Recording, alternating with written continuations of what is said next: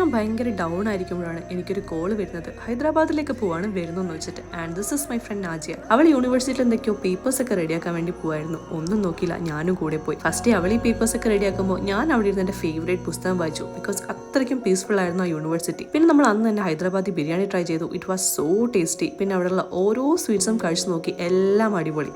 പിന്നെ നോളജ് സിറ്റിയിലേക്കാണ് പോയത്. അവിടുത്തെ MNCs ഒക്കെ കണ്ട് ഞാൻ കണ്ണ് തള്ളി നോക്കിക്കായിരുന്നു. സെക്കൻഡ് ഡേ നമ്മൾ ഷാഹി തോമ്പിലേക്കാണ് പോയത്.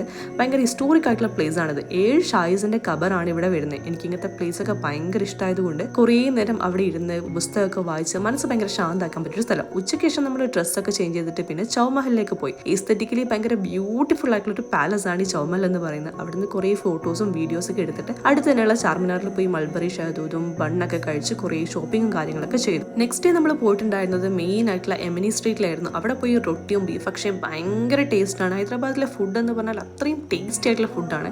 കഴിച്ചതെല്ലാം ഒന്നിനൊന്ന് മെച്ചം. ആൻഡ് ഹൈദരാബാദ് എനിക്ക് ഭയങ്കര ഇഷ്ടപ്പെട്ടു. തിരിച്ചു വരുമ്പോൾ മനസ്സിൽ ഭയങ്കര സങ്കടമായിരുന്നു. കാരണം ഒട്ടും പ്ലാൻ ചെയ്യാത്തതുകൊണ്ട് തന്നെ വളരെ അടിപൊളിയായിട്ടുള്ള ഒരു ട്രിപ്പായിരുന്നു ഇത്. എനിക്ക് എല്ലാ താങ്ക്സും പറയാനുള്ളത് എൻ്റെ സ്വന്തം നാജിനോടാണ്.